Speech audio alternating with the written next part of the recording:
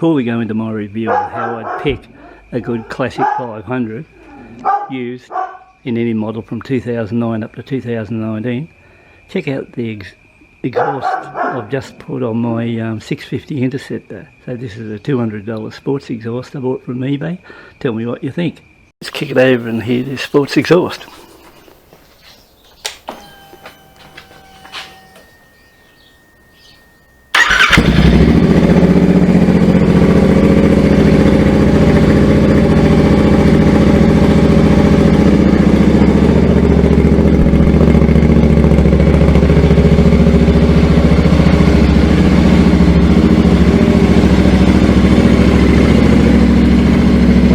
That makes a bit of a racket at the moment.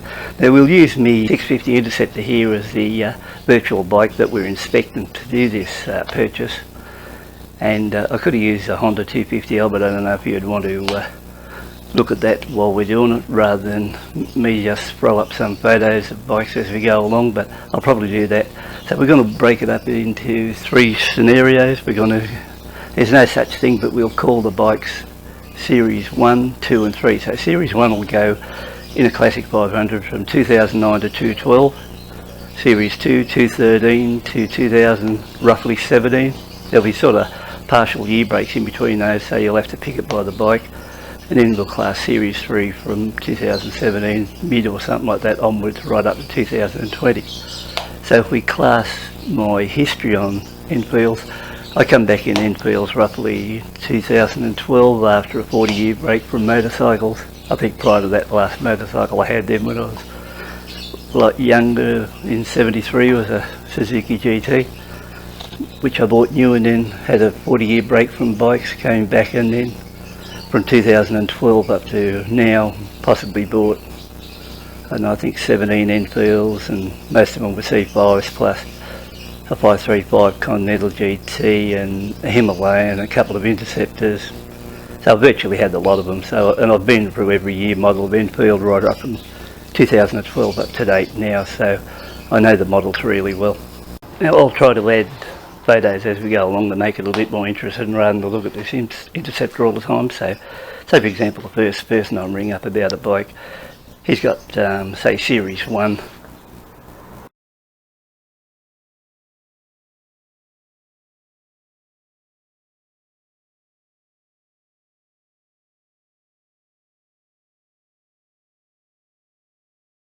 He's asking $5,500 for it. Naturally, I'm in Australia at the moment, so you know what's $5,500. I put the word on him straight off, and he said, I don't know, his lowest price could be about $4,800 if I want to come and have a look. Now these figures I'm hitting you with at the moment, these are real life figures which I've gone through a couple of publications over the last month and checked, and this is sort of money what people will ask for these sort of bikes.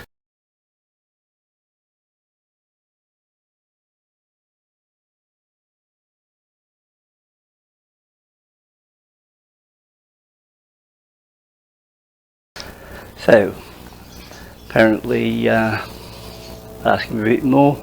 He's had the bike 5 years. It's done 3,000 kilometres. It's in virtually mint condition. He's the second owner. So that's bike 1, and I go and inspect that bike. I suppose I was with him for about 15 minutes while we're there talking away, checking the bike over. The bike had good rego on it. I think he said it had 10 months at the time, and he said these bikes later on, said it was the first of the series, will be collector's items, and I'm sure that it'll be worth quite a lot of money as the years go by. So, you know, seeing it was the first of the series, that sort of interested me too, and I thought, yeah, maybe he could be right on that one, and it'll be a bike worth keeping as a collector's item. Okay, so I inspect that bike, and as a novice, well, I'm pretty impressed. It's a really nice teal blue coloured bike. It's in really nice condition. I'm dealing with a fairly elderly gent, roughly around 70. He seems fairly honest when I'm talking to him. First thing I notice about it's very similar to this bike. Can you notice anything? Should be easily picked.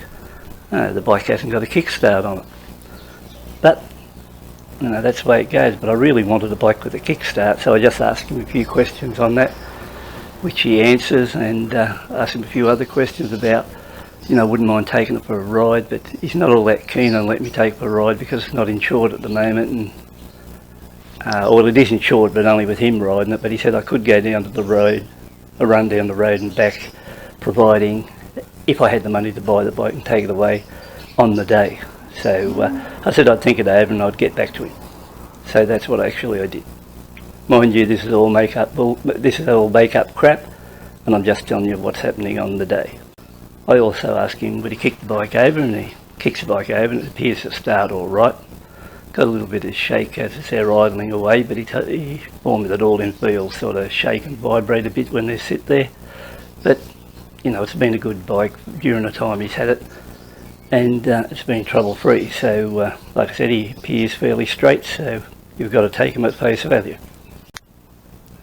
So next up on the agenda, I ring up about a Series 2, which is a tan and cherry C5.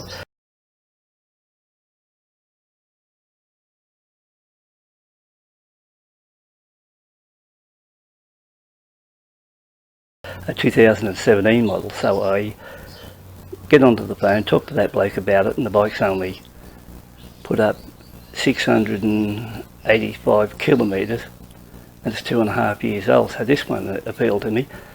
He said $6,500 he wanted for the bike, and if I had cash, he's prepared to negotiate on a good deal on the day. So off I go to see him. All good. I arrive at the place nice and early. It's around about 8 o'clock. It's pretty cold. It's only about 10 degrees too. So he comes out with a mug of coffee, drinking away, telling me about the bike. So I have a look at the bike. It's a really nice tan, classic looking cherry. I also noticed, even though he's only put 680 kilometres, it's got a really nice sports exhaust on it too, so that sounds alright to me, and that saves me buying one because it really looks the part. I asked him, first thing I asked him, how long's he had that exhaust on it? Oh, he said when he purchased it, knew he put it on straight away. So you know, he said the original one's there, but and I can have that with the deal if I want it, so that appealed to me too. So I suppose by this he noticed I was a little bit interested. Headed back inside, dumped his coffee, come back out, had his helmet on, came out and kicked the bike over, and immediately started revving the engine and showing me how good the exhaust note was. And geez, I was impressed, it really thumped along. So next minute he's on the bike. He said, just wait here, he said, I'll give her a run down the road and show you how it goes. So straight on the bike and down the road.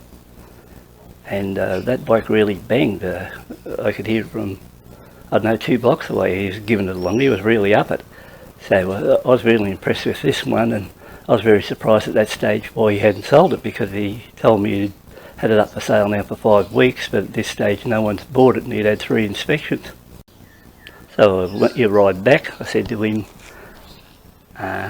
yeah, I'm interested in the bike. What will you take for it? And he said, I think if you're serious, give us $5,500, it's yours. I said I wouldn't mind having a ride on it, but I never brought the crash helmet with you. And he said, here, take mine. So sure enough, I got the helmet, and he said, but don't go, just go around the block, no further. So I jumped on the bike, went around the block, and I tell you, I was pretty impressed with the bike. And you know, I thought to myself, I wouldn't mind this bike because, like, one owner, very low kilometres, sports exhaust, I've got the works, and I'll be right for a long time. So I said, look, just give us 24 hours to see if I can get the money together, and I'll be back to you.